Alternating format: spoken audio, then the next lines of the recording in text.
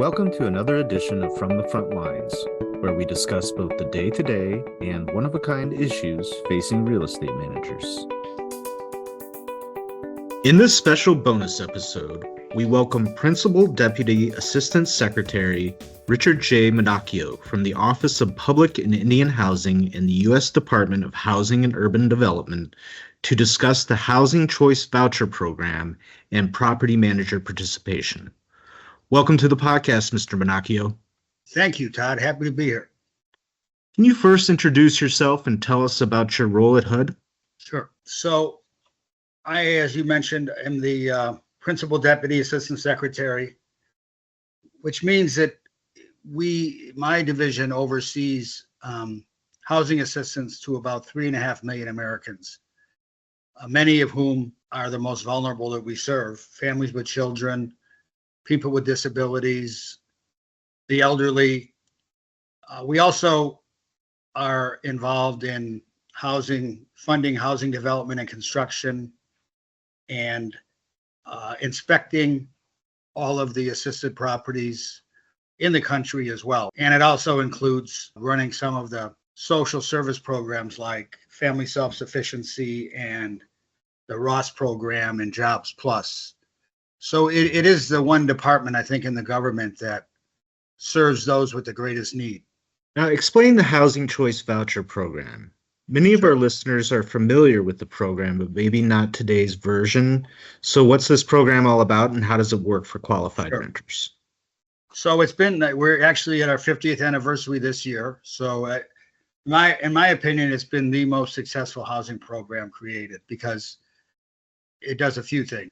It ensures that participants pay 30% of their income for rent. That's probably the critical component of the program, is that the rent is affordable, and the voucher then would cover the remainder.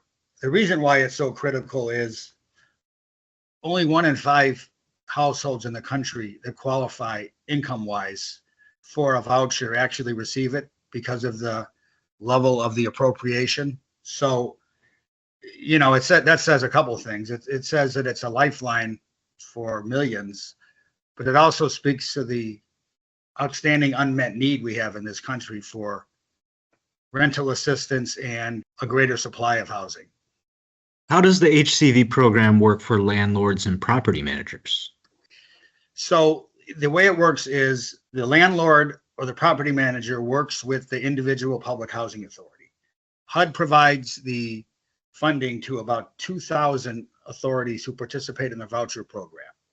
And the landlord or the owner and the PHA come to an agreement on the tenant. The owner agent gets to screen the tenant. The rents are set by the fair market rent in that particular community. Some public housing authorities are involved in a program that set rents by zip code, which opens up a far greater number of units. But it's actually a pretty simple program. The tenant finds the apartment, sometimes with the help of the housing authority, sometimes through events that are put together that bring together potential applicants and owners. And an inspection is scheduled, housing quality standards inspection. And hopefully the process gets done in, we try to make it from the moment of interest till the lease is signed between 30 and 60 days, quicker if necessary. And then the landlord will be getting paid on the first of the month, and the tenant would pay their portion as well to the landlord, and the public housing authority would pay the difference. And what are the benefits of participating in the HCV program to landlords and property managers? A number of benefits. One is you're guaranteed the rent, which, as we know, especially coming out of the pandemic and the things that happened in terms not only of rising rents, but people's ability to pay their rent because of their economic circumstances. The rent is guaranteed. A couple other benefits that aren't as widely known. The average voucher holder stays in the apartment about twice as long as a market rate tenant. So that's a huge benefit, I think, to owners, operators, and landlords. The other thing is many housing authorities will continue to work with tenants. And that means, if necessary, provide security deposit. If necessary, provide that first month's rent to hold the unit. If necessary, navigation assistance through different communities. And also, of late, we're encouraging housing authorities, and many are, hiring landlord liaisons on the staff. Very critical, because in those cases, a landlord management agent would have somebody to call if there's a problem. The way tenant landlord law works, as your listeners know, it's locally or state controlled, and typically housing authorities and the federal government haven't gotten involved. But I think the landscape is changing, because it's important for the program that the housing authority has one or more people on the staff that can be contacted if there's an issue. I mean, sometimes it's a tenant issue. There's a myriad of issues that go into these things, right? Sometimes it's a repair that was supposed to have been made.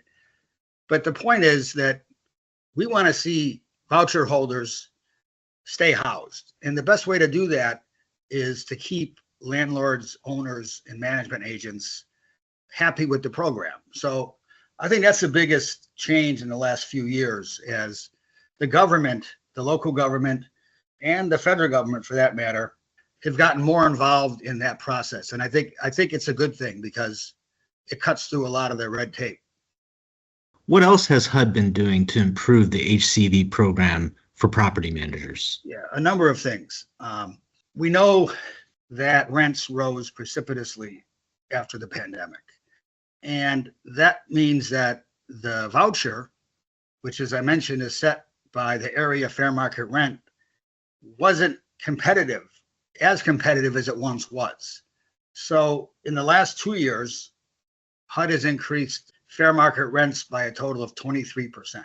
That is huge advantages to the tenant and the landlord, for that matter, because we know we have to stay competitive in the marketplace if our participants, A, are going to be able to rent an apartment any place, and B, have some choice in the matter.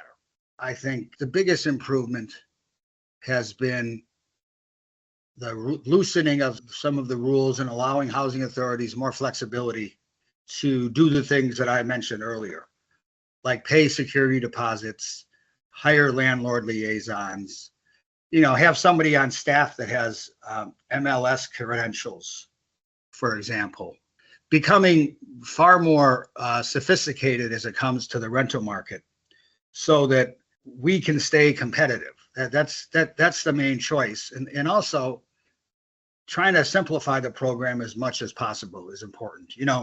If you go out, and I've met with landlord associations all over the country, but also I ran a large voucher program in Chicago and did the same. The number one complaint you'll probably hear is the program's too complicated. Well, my job is to decomplicate it. And I did that, I think, fairly well in Cook County, and we're doing that nationally too. And a lot of PHAs across the nation are doing that. One way we're going to take it a step further is, like I mentioned, you have 2,000 separate jurisdictions that administer this program. Now, most everybody is a proponent of local control, right? We hear a lot of that. But sometimes you need some federal prerogatives. I visited hundreds, or at least 100 PHAs in the last year and a half. And, sometimes the variance in the way that the program is administered, and to be honest, the capacity of some PHAs versus others, I'm trying to close that gap so that we have some more uniformity, so that landlords and owners can deal with the same processes, basically, regardless of jurisdiction. So we're coming up at the end of this year we're going to release some model forms that landlords and owners can use, so that it decomplicates the process some, because I think I think what you have is, admittedly, we have too many rules. That's another thing I'm working on, more on that in the second term. But the program has too many rules, and my role as I see it is enforce the rules that you have to enforce. Because, for example, a lot of people will complain about the inspection process.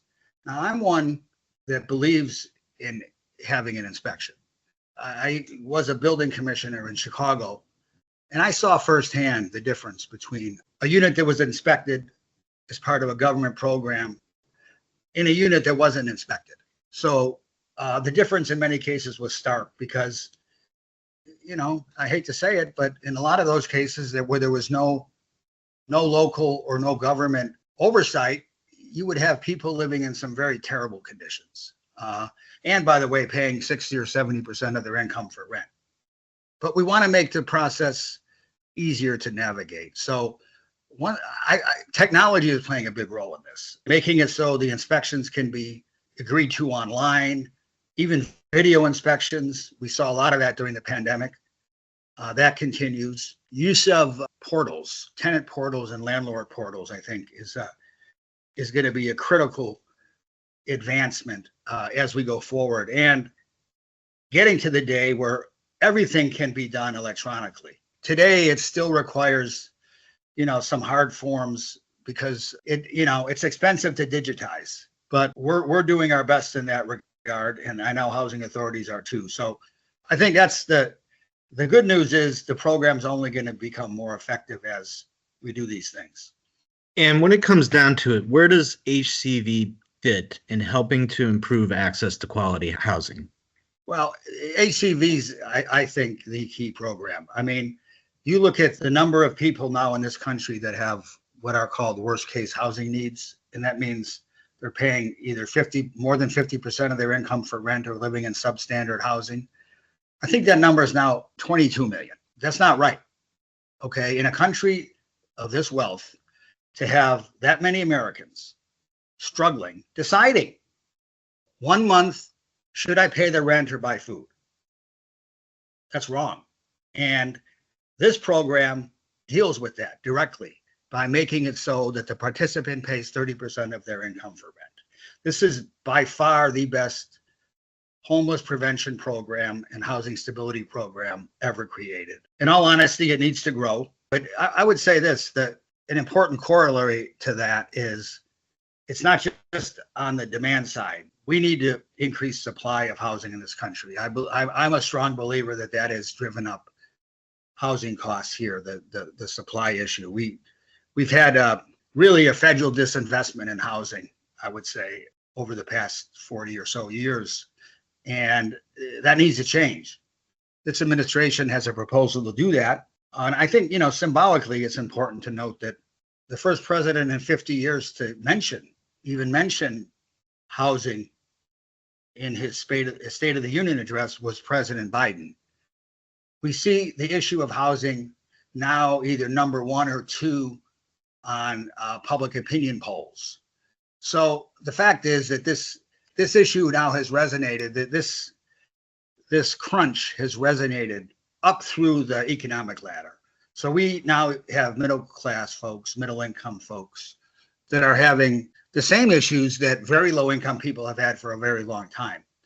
And that's why we're going to see, I think, some serious investment in housing.